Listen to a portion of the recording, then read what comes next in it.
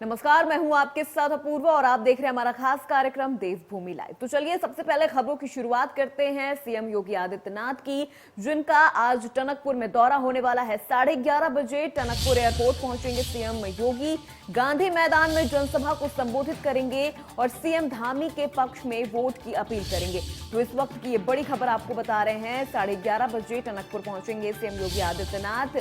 गांधी मैदान में जनसभा को संबोधित भी करने वाले हैं और यहां पर सीएम धामी के पक्ष में वोट की अपील करेंगे योगी आदित्यनाथ। तो इस वक्त की ये बड़ी खबर आपको बता रहे हैं। आज 11:30 बजे टनकपुर पहुंचेंगे यूपी सीएम योगी आदित्यनाथ और यहां पर जनसभा को संबोधित करेंगे।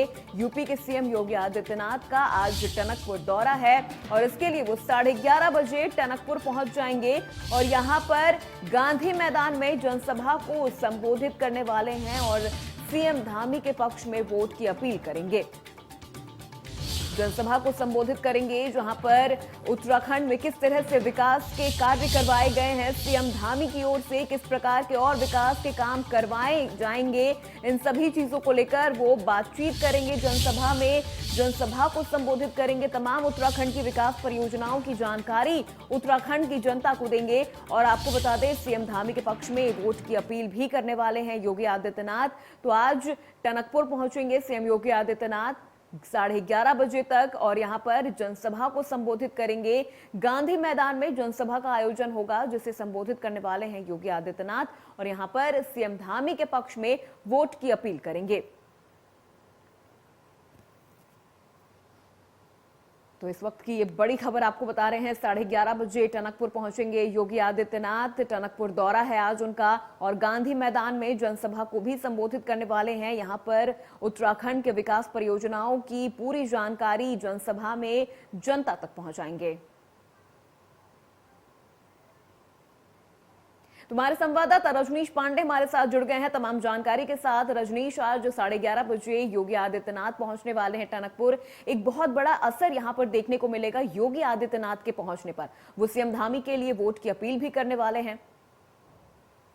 आपने सही फरमाया, चूंकि योगी आदित्यनाथ भले ही यूपी के सीएम हैं, लेकिन मूल रूप से रहने वाले उत्तराखंड के हैं और उत्तराखंड में उनके एक फॉलोअरों की लंबी लिस्ट है, क्योंकि उत्तराखंड के हर एक वहां का रहने वाला नागरिक उनके अपने घर का सदस्य मानता है। क्योंकि उनसे बातचीत, जब भी अगर हम लोगों की किसी उत्तराखंडियों से बात होती है तो उनके अंदर ये जरूर फील होता है कि उत्तर प्रदेश में हमारे घर का परिवार का सदस्य मुख्यमंत्री है। उनकी लोकप्रियता का लाभ भारतीय जनता पार्टी लेना चाहती, क्योंकि जो पुष्कर सिंह धामी है वो चुनाव हार चुके थे। ये दूसरी सीट पे चुनाव लड़े हैं, उनके लिए एक विधायक ने अपनी सीट खाली किया था।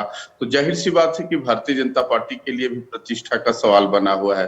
वो नहीं चाहेंगे कि पुष्कर सिंह धामी यहाँ पे चुनाव लूज कर जाए। उसके लिए येन केन कह सकते हैं, येन केन प्रकरण किसी तरीके से भारतीय जनता पार्टी चुनाव जीतना चाहती है। उसके लिए उन्होंने अपने जो स्टार प्रचारकों की सूची होती है उसमें योगी आदित्यनाथ का नाम डाला था और योगी आदित्यनाथ का मैंने पहले ही कहा कि एक खास लोकप्रियता है, उस लोकप्रियता को पार्टी भुनाना चाहती है। इसीलिए आज उनको वहां पे एक दिवसीय चुनावी कार्यक्रम में बुलाया गया है। 9:30 बजे लखनऊ से प्रस्थान करेंगे, जैसे कि आपने बताया कि 11:30 बजे वहां लैंड करेंगे। बाकी वहां का पल पल का जो अपडेट होगा हमारे संवाददाता लगातार दर्शकों को रूबरू कराते रहेंगे।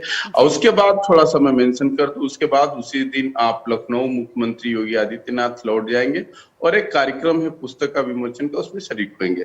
जी बिल्कुल रजनीश, बहुत सही कहा आपने कि उत्तराखंड के रहने वाले हैं योगी आदित्यनाथ। भले वो उत्तर प्रदेश के मुख्यमंत्री हैं, लेकिन एक बड़ा असर, एक बड़ी छाप यहाँ पर उत्तराखंड में भी उनकी देखने को मिलती है। तो आज के इस कार्यक्रम में ये जो जनसभा जिसे योगी आदित्यनाथ संबोधित करने वाले हैं, क्या कुछ इस कार्यक्रम में खास होने वाला है? जनता से किस मुद्दे पर वो आज बातचीत करने वाले हैं?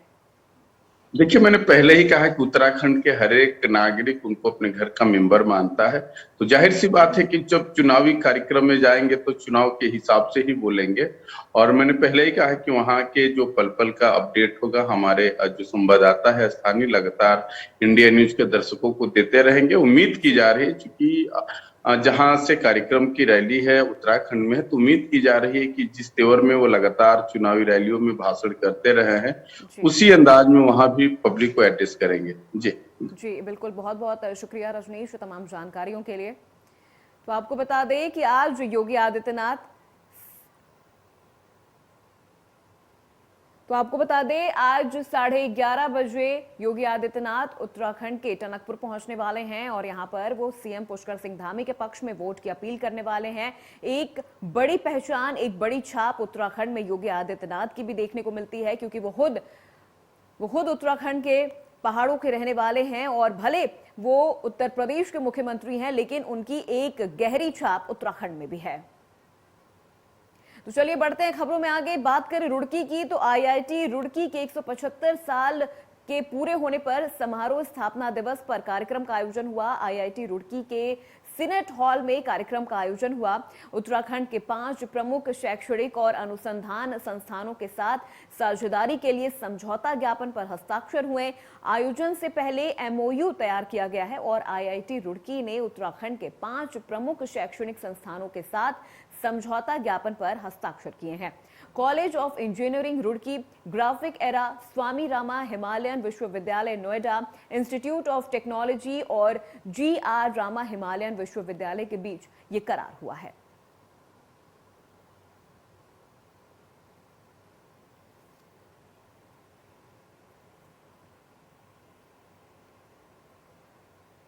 आईआईटी रुड़की के 175 साल पूरे होने पर कार्यक्रम का आयोजन किया गया और आईआईटी रुड़की के सीनेट हॉल में यह कार्यक्रम हुआ। स्थापना दिवस के मौके पर कार्यक्रम का आयोजन हुआ। आपको बता दें कि ये पूरा कार्यक्रम सीनेट हॉल में आयोजित हुआ और जहां पर उत्तराखंड के 5 प्रमुख शैक्षणिक संस्थानों के साथ समझौता भी हुआ है।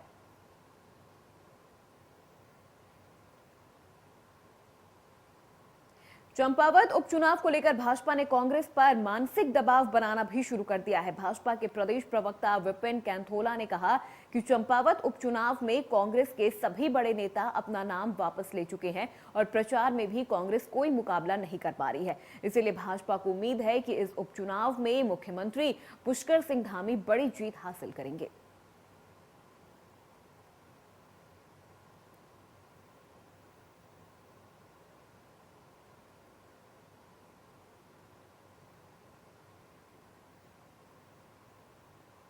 तो आपको बता दें, चंपावत उपचुनाव को लेकर बीजेपी पूरी तरह से तैयार नजर आ रही है और भाजपा ने कांग्रेस पर मानसिक दबाव बनाना भी शुरू कर दिया है। भाजपा के प्रदेश प्रवक्ता विपिन कैंथोला ने कहा कि चंपावत उपचुनाव में कांग्रेस के सभी बड़े नेता अपना नाम वापस ले चुके हैं और इसीलिए भाजपा को उम्मीद है कि इस बार ये उपचुनाव में मुख्यमंत्री पुष्कर सिंह धामी एक बड़ी जीत हासिल करेंगे, क्योंकि जिस तरह से कोई बड़ा नाम इस वक्त कांग्रेस की तरफ से सामने नहीं आ रहा है, स्टार प्रचारकों में भी कांग्रेस कहीं नजर नहीं आ रही है, तो ऐसे में उनका कहना है कि बीजेपी यहां पर अपना परचम लहराएगी और इस उपचुनाव में भी मुख्यमंत्री पुष्कर सिंह धामी बड़ी जीत हासिल करेंगे।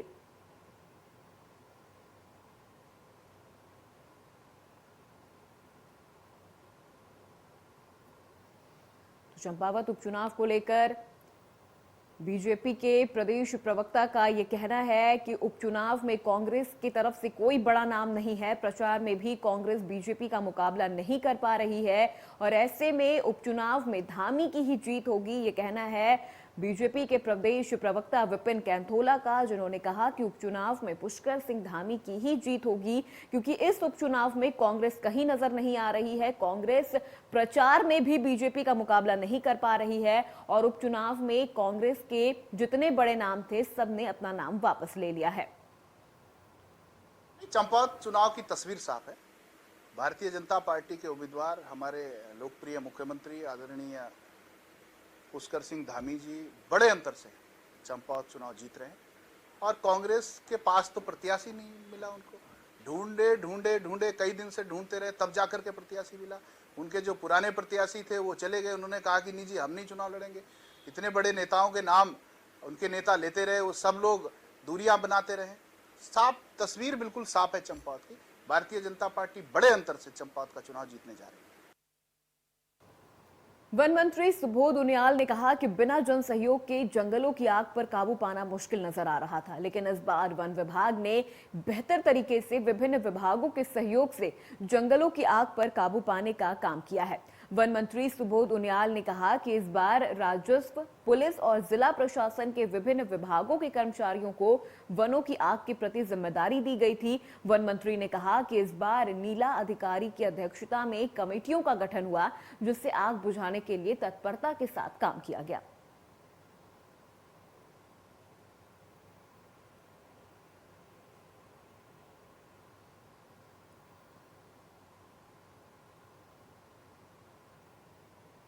तो आपको बता दें, वन मंत्री सुबोध उनियाल ने यहां पर कहा है कि राजस्व, पुलिस और जिला प्रशासन के विभिन्न विभागों के कर्मचारियों को वनों की आग के प्रति जिम्मेदारी दी गई थी, जिसे उन्होंने बखूबी निभाया है।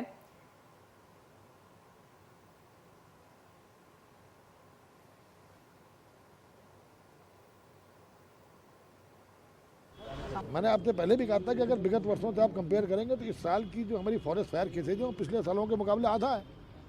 जो हम लोगों ने इस बार डिस्ट्रिक्ट मजिस्ट्रेट को इन्वॉल्व किया, रेवेन्यू डिपार्टमेंट को इन्वॉल्व किया, जिलाधिकारी की अध्यक्षता में जो जनपद स्तर पर कमेटियां बनी, उसका फ़ायदा ये मिला कि सीधे सीधे डीएफओ और जिलाधिकारी के कोऑर्डिनेशन से फॉरेस्ट और रेवेन्यू डिपार्टमेंट के लोग लगातार इस पर तत्परता से काम किया। इसके साथ साथ पहली बार इस राज्य में हम लोगों ने हर गाँव में इस राज्य के फॉरेस्ट फायर मैनेजमेंट कमेटी बनाने का निर्णय लिया, जिसमें ग्राम सभा का अध्यक्ष होगा, वन पंचायत का सरपंच उसके मेंबर होंगे, युवक मंगल दल और महिला मंगल दल के सदस्य उसके मेंबर होंगे और रेवेन्यू डिपार्टमेंट और फॉरेस्ट डिपार्टमेंट के कर्मचारी उनमें मेंबर होंगे। तो कहीं ना कहीं बिना, मैंने आपसे पहले भी कहा कि कम्युनिटी पार्टिसिपेशन के हम फॉरेस्ट फायर को रोक नहीं सकते।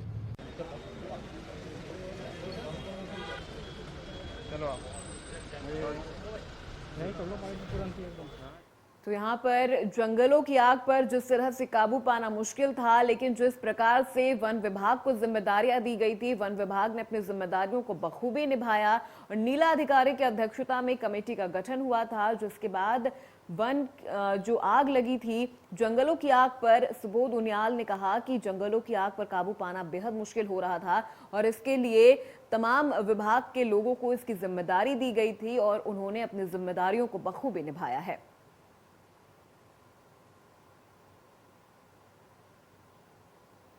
नीला अधिकारी की अध्यक्षता में कमेटियों का गठन हुआ था, जिसके बाद जंगलों की आग पर बेहतर तरीके से काबू पाया गया है। ये कहना है सुबोध उनियाल का, जिन्होंने कहा कि जंगलों में जिस प्रकार से आग लगी थी उस पर काबू पाना एक हद तक के लिए मुश्किल हो गया था, लेकिन विभाग के लोगों ने इस पे बखूबी काम किया। तो इसी बीच एक बड़ी खबर आ रही है, रुक करते हैं इस वक्त की बड़ी खबर का। आपको बता दें, यमुनोत्री हाईवे पर सड़क हादसा, इस वक्त की ये बड़ी जानकारी आपको बता रहे हैं और इस हादसे में 3 लोगों की मौके पर ही मौत हो गई है। मैक्स वाहन में 12 लोग सवार थे और ये सड़क हादसा हुआ है, जिसमें 3 लोगों की मौत हो गई है और घायलों को अस्पताल में भर्ती करवाया गया है। मृतकों के शवों को बाहर निकलवाने का काम जारी है। बड़ी खबर इस वक्त की आपको बता रहे हैं, यमुनोत्री में सड़क हादसा हुआ है। यमुनोत्री हाईवे पर यह सड़क हादसा हुआ है, जिसमें 3 लोगों की मौके पर मौत हो गई है। इस वक्त की ये बड़ी खबर आपको बता रहे हैं, हादसे में 3 लोगों की मौत हो गई है। मैक्स वाहन में कुल 12 लोग सवार थे, जिसमें से 3 लोगों की मौत हो गई है और बाकी जो लोग थे वो बुरी तरह से घायल हो गए हैं, जिन्हें अस्पताल में भर्ती करवाया गया है। और वहीं मृतकों के शवों को भी बाहर निकलवाने का काम लगातार जारी है। इस वक्त की ये बड़ी खबर आपको बता रहे हैं, यमुनोत्री हाईवे पर सड़क हादसा और इस हादसे में 3 लोगों की मौके पर ही मौत हो गई है। मैक्स वाहन में 12 लोग सवार थे, जिनमें से समान नागरिक संहिता का कानून उत्तराखंड के अंदर लागू करेंगे। तो उस दिशा में हमने मंत्रिमंडल की पहली बैठक में उसको निर्णय ले लिया था कि हम इसके लिए कमेटी बनाएंगे। आज हमने रंजना प्रकाश देसाई, माननीय सेवानिवृत्त न्यायाधीश, उनकी अध्यक्षता में 5 जनों की कमेटी बना दी है। ये कमेटी सभी से बात करके, हितधारकों से बात करके, सभी से परामर्श करके एक ड्राफ्ट तैयार करेगी। उस ड्राफ्ट को हमारी सरकार लागू करेगी। आपने काफी श्रद्धालु पहुंच रहे हैं, आपके बार-बार कहने में रजिस्ट्रेशन के बाद ही दर्शन करने के लिए आए। प्रशासन भी बार-बार सर उन लोगों से अपील कर रहा है सर। देखिए, हमने सभी से अपील की है कि जब तक रजिस्ट्रेशन न हो जाए तब तक यात्रा न करें, क्योंकि हम चाहते हैं कि यात्रा में किसी को भी असुविधा न हो और किसी को रहने की दिक्कत हो, किसी को जाने की दिक्कत हो, आने की दिक्कत हो। इसलिए हमने रजिस्ट्रेशन की व्यवस्था की है। जो कैपेसिटी है उसी के आधार पर रजिस्ट्रेशन हो रहे हैं। मैं फिर भी बार बार सभी से अपील करता हूं, सबसे प्रार्थना करता हूं कि जब रजिस्ट्रेशन हो जाए तभी वो अपनी यात्रा प्रारंभ करें, क्योंकि उनकी असुविधा होगी तो उत्तराखंड का मुख्य सेवक होने के नाते मुझे असुविधा होगी।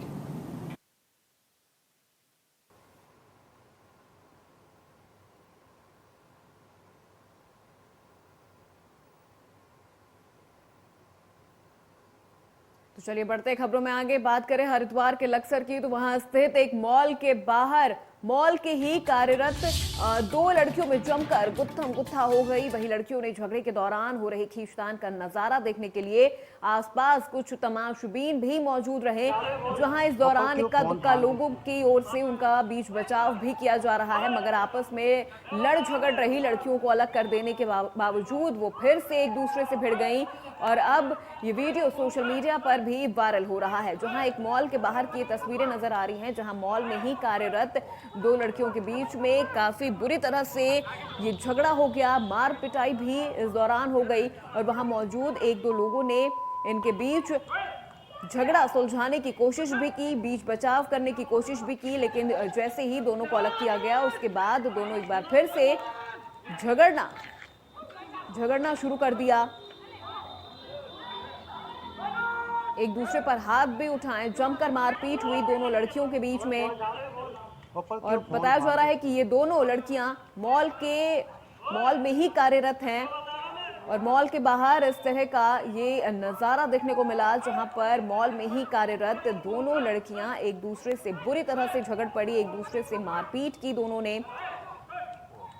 वहां मौजूद कुछ लोग तमाशबीन बने देखते रहे, तो वहीं कुछ लोगों ने जाकर उन्हें बीच बचाव करने की कोशिश की, एक दूसरे से अलग करने की कोशिश की, लेकिन इसी दौरान अलग करने के बाद भी दोनों लड़कियां दोबारा से एक दूसरे से मारपीट करने लगी।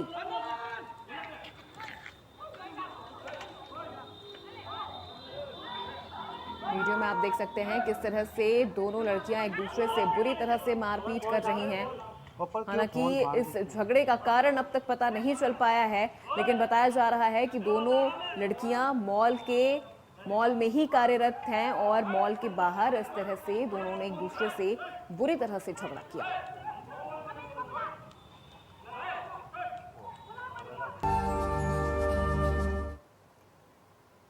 स्वागत है आप सभी का ब्रेक के बाद। तो चलिए बढ़ते खबरों में आगे, बात करें अल्मोड़ा की। तो अल्मोड़ा का पुराना जिलाधिकारी कार्यालय, जिसको मल्ला महल और रानी महल के रूप में जाना जाता है, अल्मोड़ा के ऐतिहासिक मल्ला और रानी महल को ऐतिहासिक अब म्यूजियम बनाया जा रहा है। विभिन्न गैलरी जिसमें चंद राजाओं का इतिहास, गोरखाओं का इतिहास, कत्यूर वंश और अंग्रेजों का इतिहास, पर्यटन और संस्कृति जोड़ा जाएगा। कुमाऊं कमिश्नर ने निरीक्षण किया है और मल्ला महल से कलेक्ट्रेट सहित सभी कार्यालयों को नवीन कलेक्ट्रेट में शिफ्ट किया गया है। इसके बाद पर्यटकों के लिए मल्ला महल को खोला जा रहा है। मल्ला महल और रानी महल अब म्यूजियम बनने जा रहा है। इसे म्यूजियम बनाया जा रहा है, जहां पर अंग्रेजों का इतिहास, पर्यटन और संस्कृति से इसे जोड़ा जाएगा। और कुछ ही दिनों में पर्यटकों के लिए भी मल्ला महल को खोल दिया जाएगा। कुमाऊं कमिश्नर ने इसका निरीक्षण किया है, जिसके बाद उन्होंने ये निर्देश दिया है कि अब मल्ला महल और रानी महल को म्यूजियम बनाया जाएगा। अंग्रेजों का इतिहास, पर्यटन और संस्कृति से भी इसे जोड़ा जाएगा और इसके बाद इस मल्ला महल को पर्यटकों के लिए भी खोल दिया जाएगा।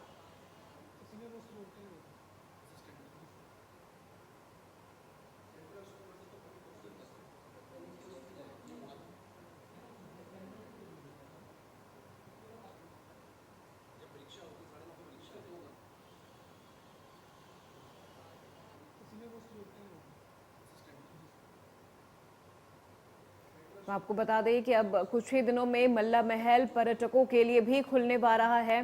कुमाऊं कमिश्नर ने इसका निरीक्षण किया है और मल्ला महल और रानी महल को पर्यटकों के लिए भी खोलने के निर्देश दिए गए हैं, क्योंकि अब इन्हें म्यूजियम बनाया जा रहा है और यहाँ पर जिस तरह से अंग्रेजों का जो इतिहास रहा है, पर्यटन और इसे अब संस्कृति से जोड़ा जाएगा, तो इसके लिए अब यहाँ पर इसे म्यूजियम के तौर पर विकसित किया जा रहा है और इसे कुछ ही दिनों में जब इसका म्यूजियम का पूरा कार्य संपन्न हो जाएगा तो इसे पर्यटकों के लिए भी खोल दिया जाएगा।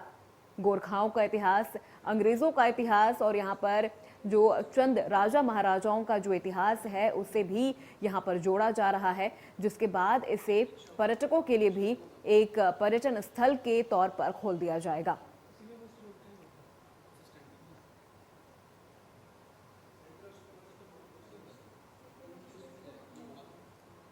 चंपावत उपचुनाव में जनता से समर्थन जुटाने के क्रम में मुख्यमंत्री पुष्कर सिंह धामी चंपावत के सीमांत बडोला क्षेत्र में पहुंचे, जहां भाजपा कार्यकर्ताओं और स्थानीय जनता द्वारा मुख्यमंत्री का भव्य स्वागत किया गया। और इस जनसभा को संबोधित करते हुए मुख्यमंत्री ने कुमाऊं भाषा का उन्होंने प्रयोग किया।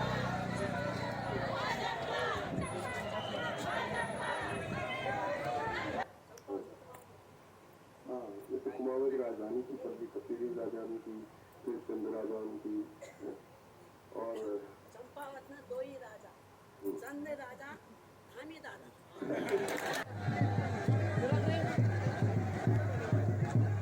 तो यहाँ पर सीएम पुष्कर सिंह धामी का भाजपा कार्यकर्ताओं ने और स्थानीय जनता ने भव्य स्वागत किया। चंपावत उपचुनाव में ज्यादा से ज्यादा वोट करने की अपील की पुष्कर सिंह धामी ने और जनता का समर्थन लेने पहुंचे थे। भाजपा कार्यकर्ताओं ने और स्थानीय जनता ने भव्य स्वागत किया पुष्कर सिंह धामी का। आप तस्वीरों में भी देख सकते हैं किस तरह से सड़कों पर भाजपा कार्यकर्ता हाथों में भाजपा का झंडा लिए नजर आ रहे हैं। तमाम कार्यकर्ता और स्थानीय लोगों की भीड़ उमड़ पड़ी थी पुष्कर सिंह धामी को देखने के लिए। और यहाँ पर पुष्कर सिंह धामी ने भी जनता से बड़ी संख्या में वोट करने की अपील की है। कुमाऊं की राजधानी की सब्जी कपीरी राजधानी की फिर चंद्र राजधानी की और चंपावत में दो ही राजा, चंद राजा, धामी दादा।